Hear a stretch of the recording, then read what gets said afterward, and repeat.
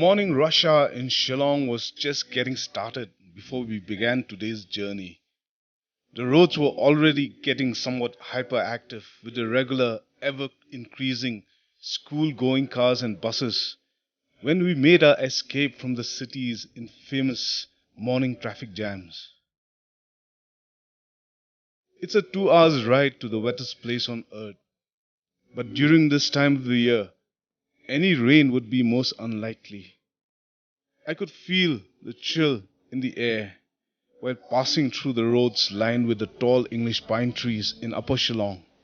It's a pleasant drive, and the roads are good all the way as we pass by through the villages.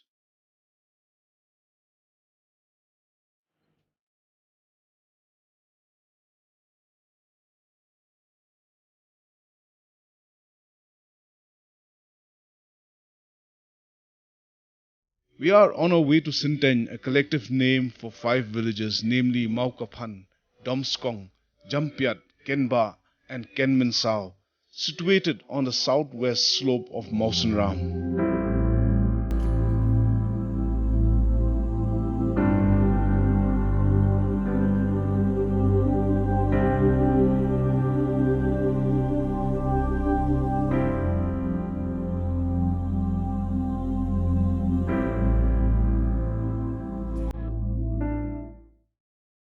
Except for a few stretches of the road, there are continuous habitations till we reach Wailoi village. From Wailoi, the journey takes us across deep gorges and canyons until we reach Mawsynram, the wettest place on planet Earth.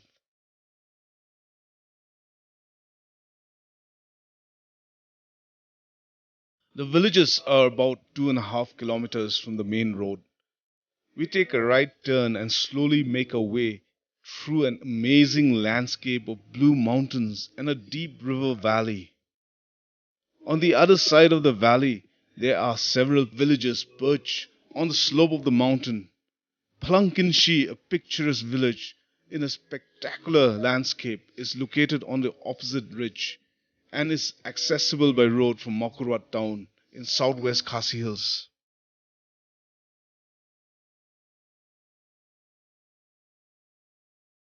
We are attracted by the scenic location and we promise ourselves to set foot at Plunkinshi someday. For now, we move on the narrow yellow fence road to our destination, the Shken basketry capital of Meghalaya. These five villages are known for their skill in bamboo and cane crafts. It's an organic way of life that is in harmony with the environment that surrounds the villages.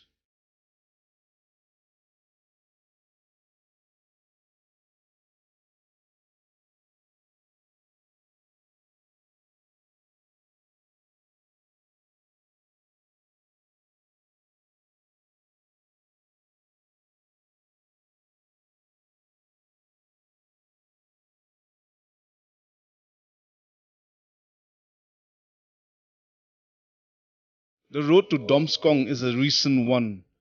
Earlier, the motorable road ended at Maukafan, and one had no other option but to trek to the village. All the houses are built on the gradient and slope of the hill.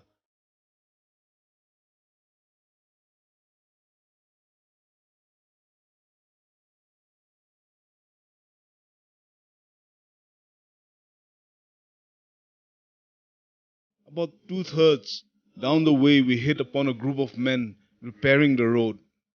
It was time for us to get down and start our journey on foot. At the first village, Domskong, we could clearly see on the other hill the twin villages of Kenba and Kenminsao, which looked very similar to two huge monastery like structures with the dwelling units closely built against the slope of a hill. So we are in Syntein village. Syntein is a collective name for five villages. Maukafan on top, this is Domskong, then further down is Jampiat, To the left is Kenba and Kenminsao to the right. So this is also a place which is famous for basketry. This is the center of basketry in Meghalaya. From here, all types of baskets woven from cane and bamboo. You'll find it here. We moved on through the village alleys as the residents were busy working with the bamboo and shken, while some others were gathering and assembling the bamboo grass.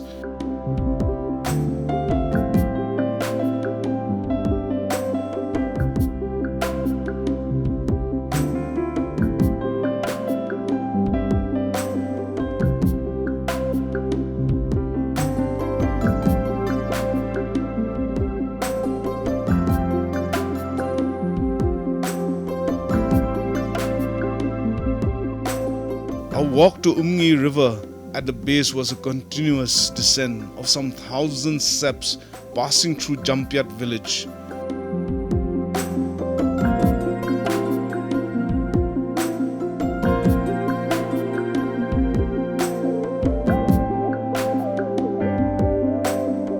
The houses are solid structures and the paths are clean all along the way.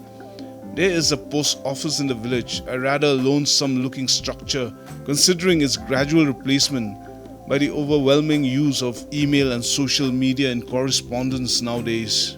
However, I guess it is still functional in terms of money transfers and savings in this remote location.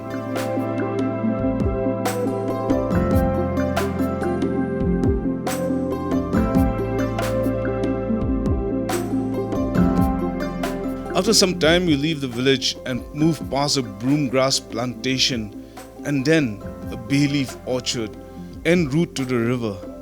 Broomgrass is a valuable source of income to the farmers of Syntein. It is lush and green all around with patches of pineapple growing besides the footpath.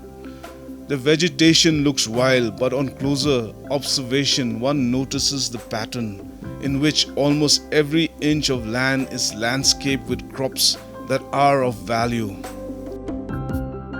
Bay leaf, wild pepper, pineapples, oranges are cultivated extensively in this agri-horticultural community.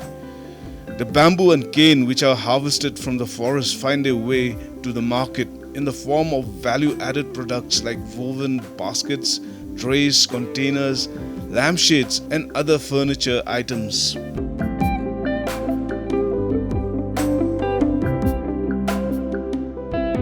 We cross a suspension bridge on our way. It is one of the features that dots the landscape in Syntein.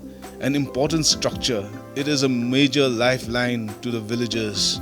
The bridge serves as the only means to access the shken and bamboo in the forest and other crops like broomgrass grown on the hill across the river.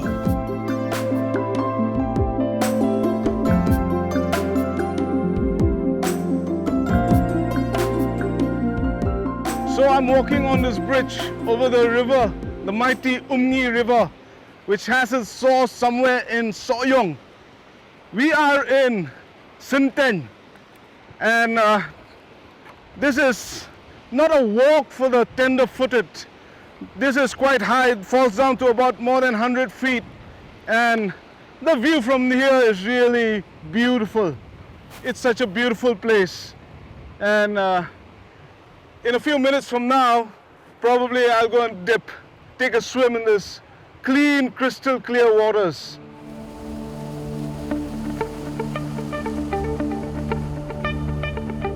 The river Umngi originates from the highlands of the Khasi hills and is one of the longest rivers in Meghalaya. It passes through a rugged terrain and is joined by numerous tributaries and headwaters along the journey as it flows up to the plains of Bangladesh.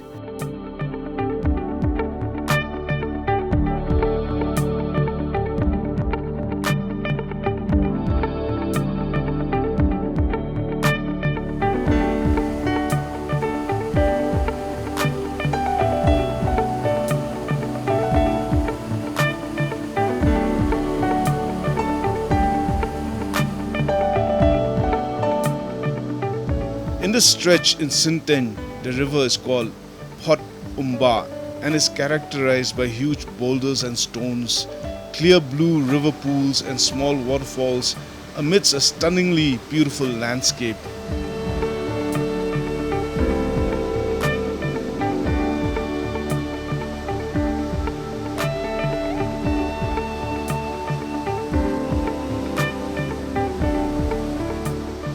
The river is clean and unpolluted. I dive into its waters for a refreshing swim after that long walk downhill.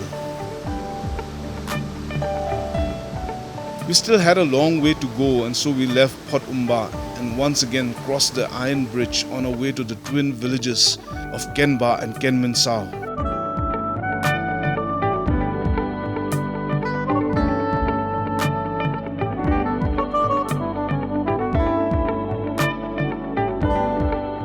It's a 25-30 minutes walk before we cross the stream Pot Waisde. The two villages appeared on closer inspection to be on layers of terraces upon which the houses were constructed.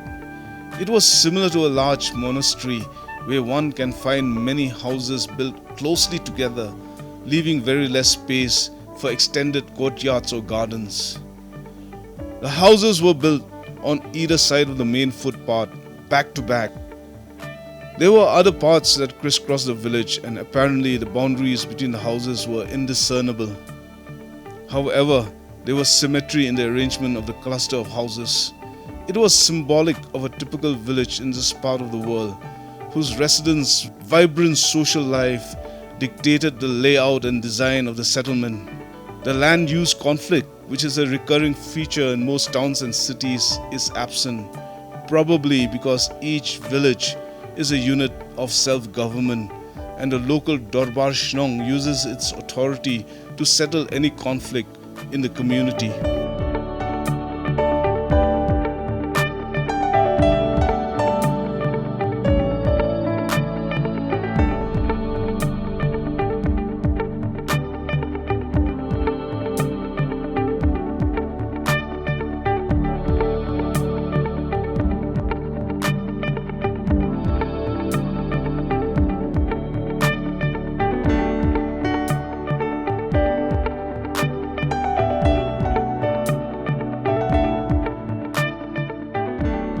So after that half an hour trek from the river Umngi, we are about to enter this village, which is the capital of the handicraft and basketry industry in the Khasi Hills.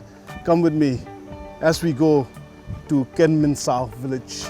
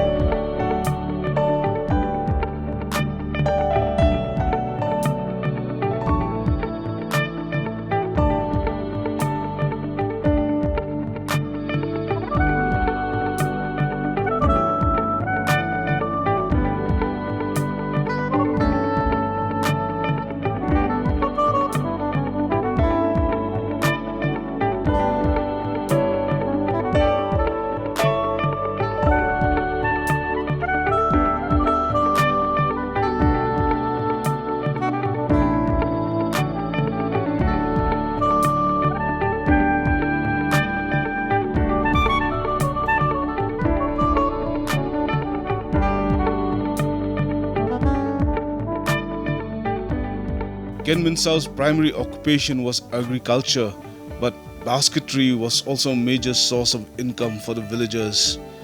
The women folk are skilled basket weavers, while the men, because of their physical strength, are assigned the difficult task of felling and carrying the sken and bamboo from the forest. It's a teamwork of professionals that has been in practice for a very long time.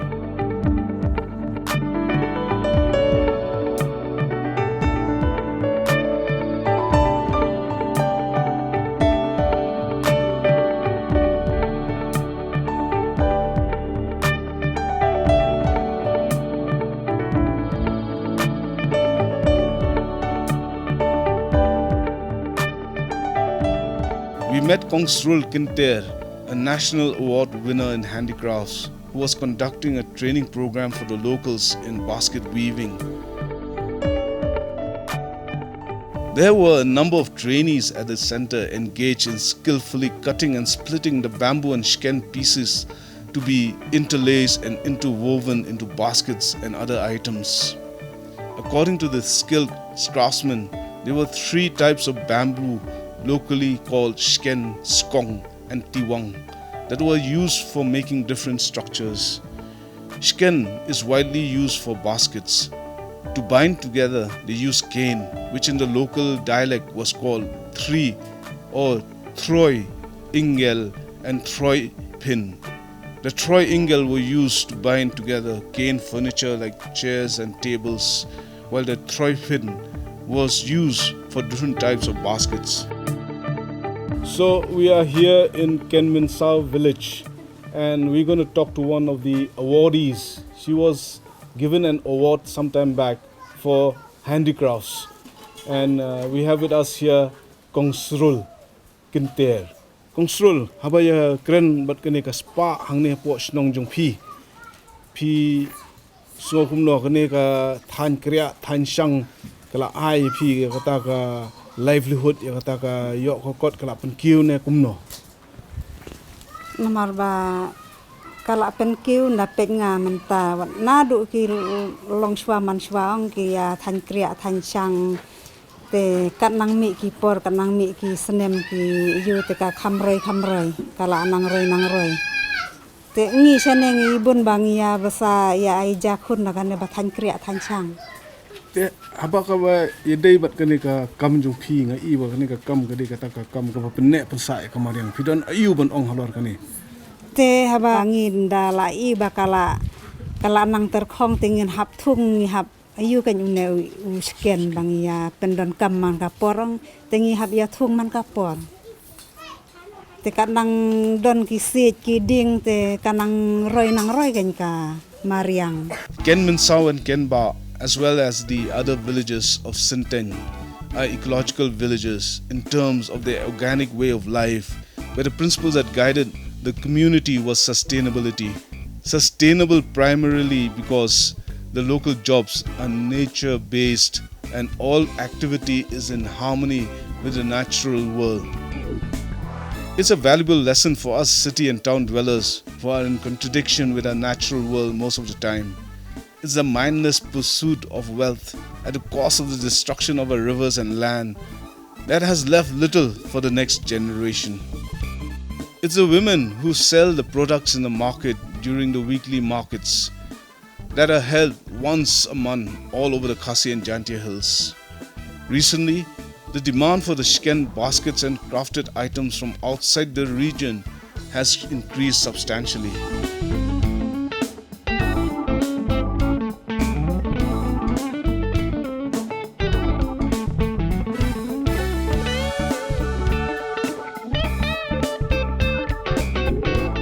The village is a close-knit community where practically everyone knew anyone who lived in the village. There were a large number of children who were totally delighted and excited when they first saw our drone camera flying. It was a spectacle for us to see so many of them, and likewise for the kids who had gathered in huge numbers to catch a glimpse of the flying machine.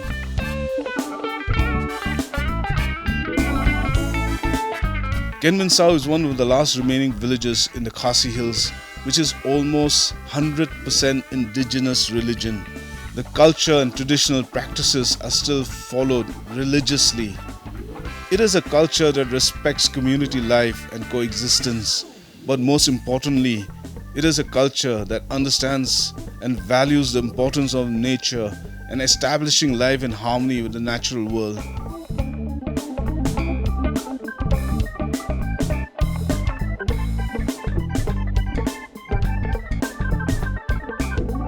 So about 5 minutes from Kenminsau, Kenba, we've come to the station where the vehicles take you back to Mausanram or wherever you want to go. And we've come this far to show you what this village is all about. It's a village of handicrafts. People here live an organic life. They live with nature. That is the hallmark of Kenman South Kenba and the whole of Syntein. But I'm going to trek back. I'm going to go for this climb because that's what a day in the village is all about. It was a day well spent in Syntein and we were ready to return home. We decided to walk some more and took the long way back, climbing the steps from the Kenman South station to Maukafan, carrying the kriya or conical baskets we bought as souvenirs.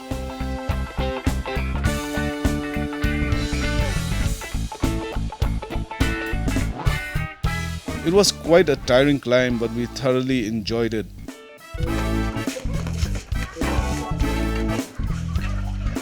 Maukafan village was one of the cleanest villages I have seen, and we were quite impressed by the way things were organized. The streets were neat and most of the houses looked freshly painted and clean.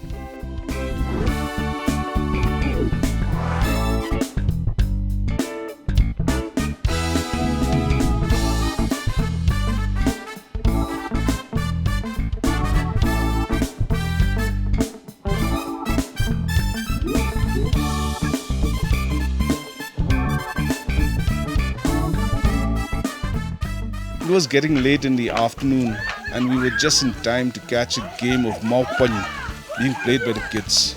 It's a popular traditional game where two sides take turns trying to stack up a number of flat stones on the ground while avoiding being hit by a ball thrown by the opponents. The side whose members avoid being hit and manages to stack up all the stones is the winner.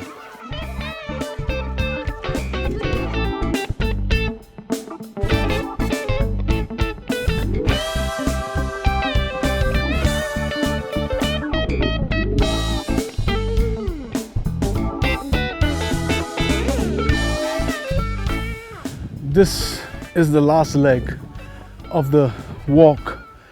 We have reached another one of the Syntein villages. This is Maukafan, and that was a good climb. A day in a village would be incomplete without a good climb. It's not what is on the other side, it's not how fast you get there. It's a day in a village with a climb, and we thoroughly enjoyed it. And I hope you also enjoyed this episode of A Day in a Village.